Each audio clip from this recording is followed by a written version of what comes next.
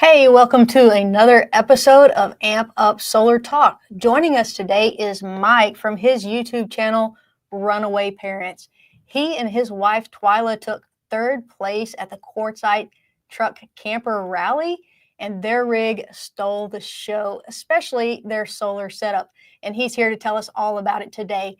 If you've got questions, be sure and drop them in the chat. Mike, welcome to the show. Thank you. Good to be here. We're so excited to have you here. Now, before we jump into your entire build, which we'll get into, tell us how this all started. What made you think that having a truck camper topper was going to be your home away from home? Oh man, where do I start? It really all started a few years ago. We had a fifth wheel, and we were going to travel in it. That was the big plan, travel the country in a fifth wheel. Then I got on YouTube and started seeing people in truck campers that fit on the bed of their truck. And they could go to all these little, off-grid places and get into hard to reach spots. And I was like, man, why would I pull that fifth wheel everywhere when I could just use this? And it just was perfect. And I already had the truck for it. So we went that route with it. So has traveling been something that you guys have always done? Yeah. It's funny, me and the wife, we always were going somewhere, as if it'd be driving 4 or 5 hours, staying in a hotel, going to Branson, doing this. And like we traveled in the fifth wheel a little bit. And I've always worked on the road out of town. So the road is no strange place for me. You guys just like to get out and get away? Just get away, man. Now, this wasn't exactly a turnkey camper. No. This was something you found on Facebook Marketplace with a lot of water damage. A lot. Tell us about that. Well, it was, after I decided that the truck camper route was what we were going to do, got on Marketplace and I found a truck camper. And it was $1,300 and it was about an hour from home. So we went and looked at it and wound up bringing it back home with us. And I started tearing it apart because I knew it had a little water damage on it, but I had no clue it had as much as it did. When I started peeling the fiberglass back on it, the wood was not there anymore. Oh no. Yeah, there's places where wood should have been, it wasn't. And there's multiple times where I was like, I can't do this. I can't do this. But with the wife's help, she was out there with me every day. We bought lumber, made 1,000 trips back and forth to Lowe's, and just doing research and YouTube videos and started putting it back together until we got what we got now. So you knew it was going to be a lot of work, but you didn't know it was going to be that much work. I had no idea. Now, knowing that it was going to be work, some people want to do something like this, but they don't know that they have the experience. What kind of experience did you have jumping into this? Did you have construction experience or remodeling or electrical background? Yeah, really a little bit of everything. Was never a carpenter.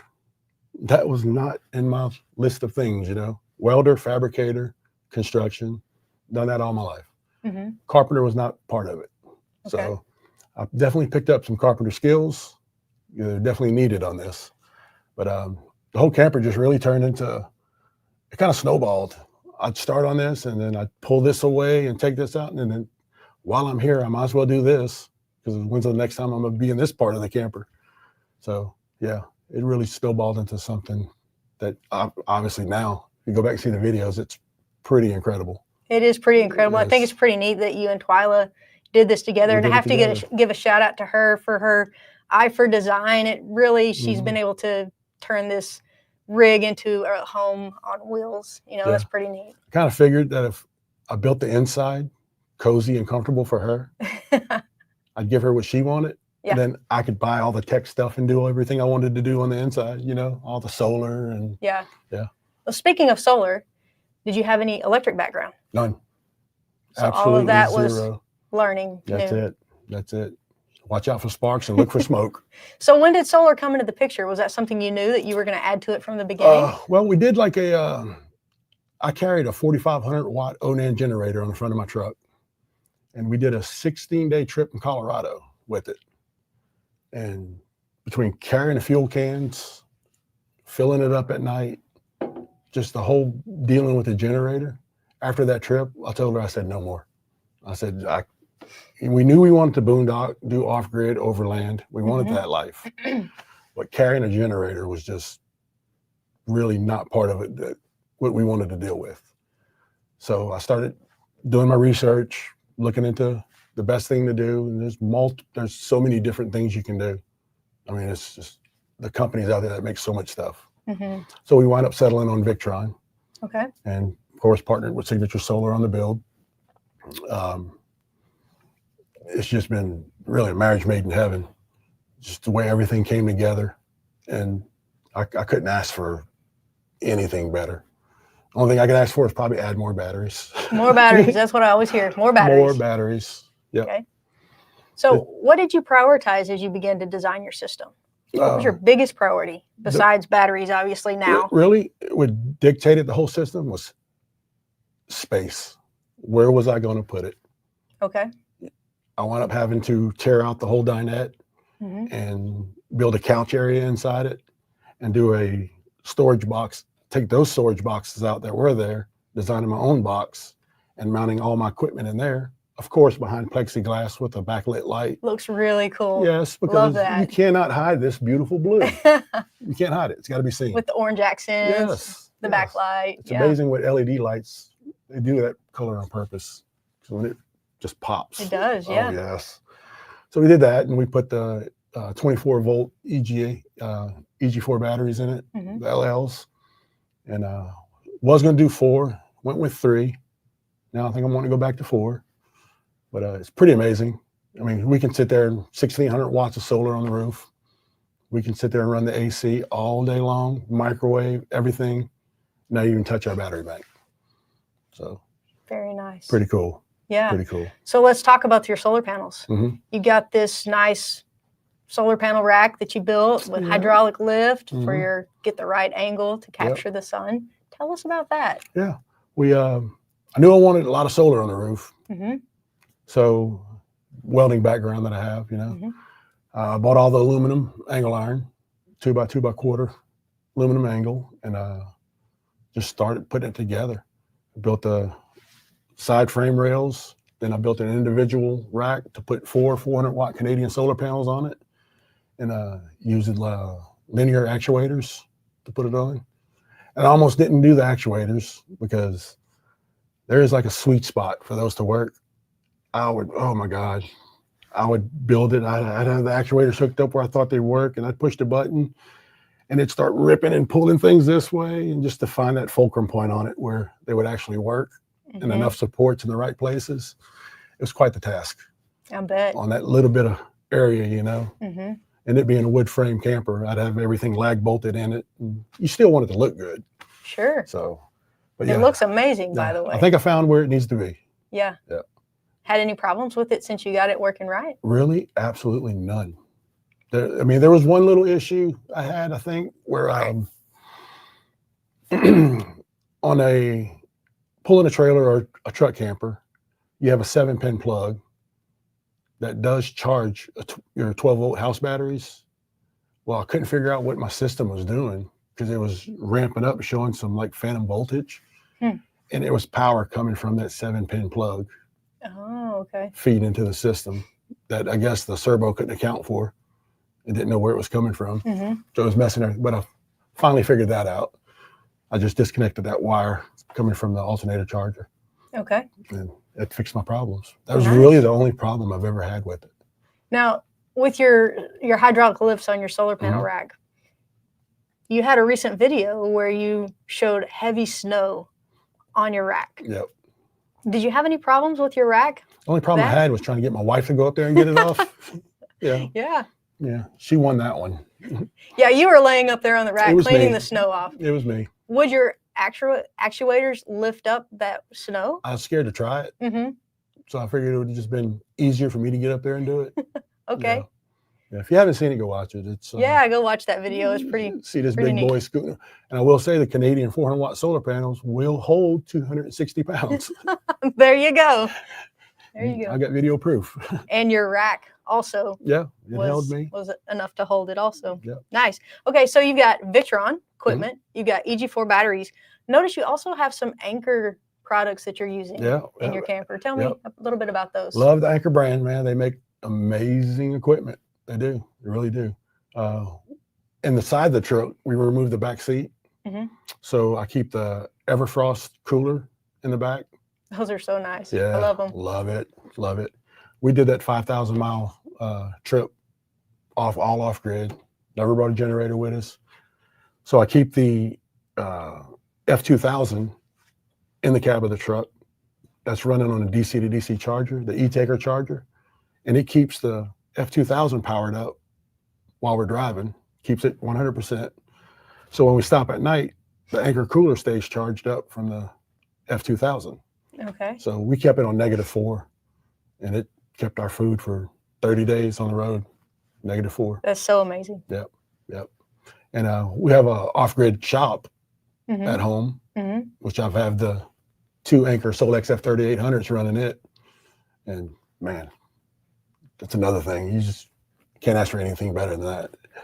And for me, the F3800 is not something that should be in a corner at your house. I've taken it out in the yard, go cut something. You used your welder off of it when you were doing something. I welded my whole solar rack off of the F3800. That's cool. It powered my solar welding machine.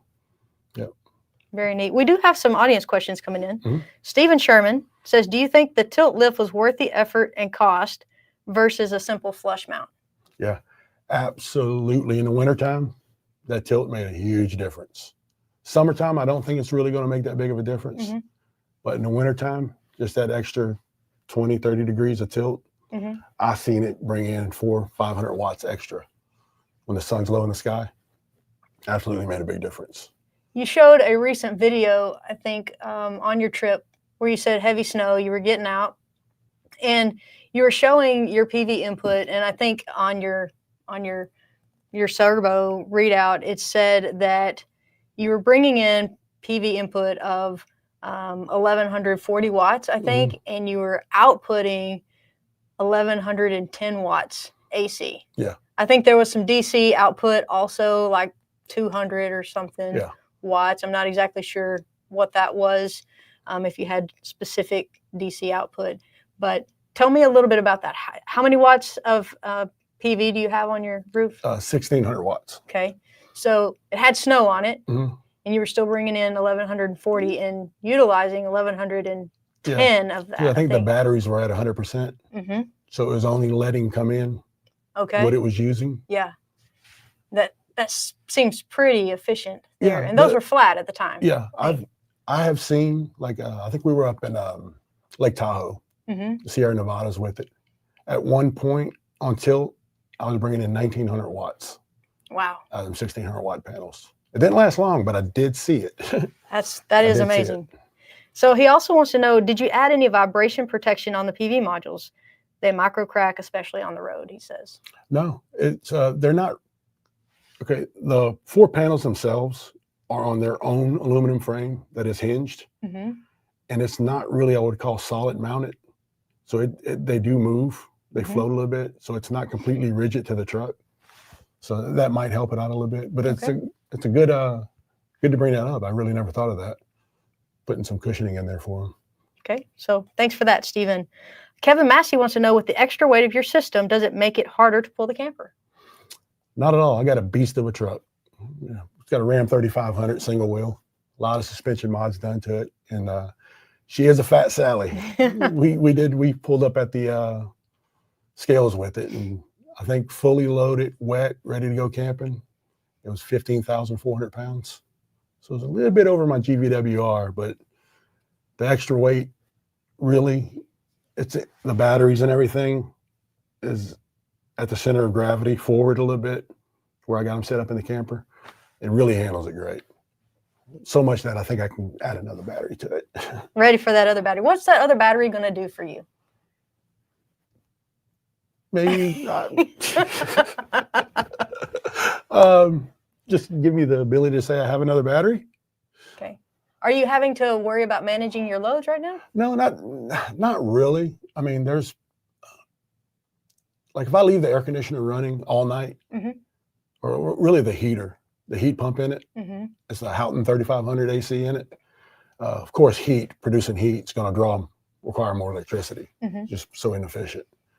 I think like 30% from 100% at night, woke up the next morning at 30% battery.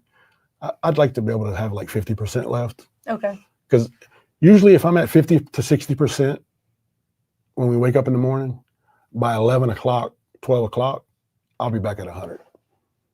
So that's pretty good, ratio there. Just gives you a little more peace of mind A with that little extra more. value. That's it. Okay. That's fair.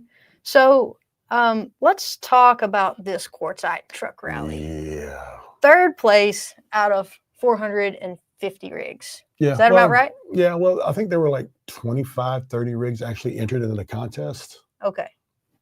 That's But, quite different than 450 rigs. Yeah. Yeah. But there were 450 people there. There were Okay. 412 truck campers. Okay. Individual truck campers there. Really didn't want to enter it into that because I was like, my truck camper's not, no. Well, I got there and there were overland rigs. Mm-hmm. There was some impressive stuff up there. Yeah. But the attention that truck camper got, Yeah. at some point people would, because we were in a certain section by ourselves, Mm-hmm. people would walk up all day long wanting to see it. They'd open the back door and they'd see all that Victron equipment in there and Mm-hmm. just the rack on the roof. And I got LED lights that light it up, They wanted to see it. Mm-hmm. And this is all, mind you, this is truck camper people. So Right. they're really interested in it.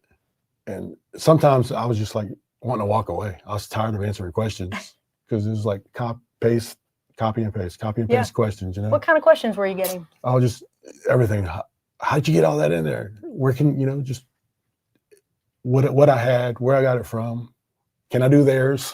Mm-hmm. It's incredible, the interest in it. Mm-hmm. It's pretty incredible. And then, I took third place in it, which I was the only person there that took third place. So it was super rare. What was that moment like for you? At first it was a little, I was like, man, I wanted first place. I was disappointed. Okay. Yeah. And then they called second place. And second place was a elevation off-grid $250,000 truck and like a $300,000 rig. Mm-hmm. I was like, wow. And then first place was a composite overland rig that was like $500,000. And I was like, well, wait a minute.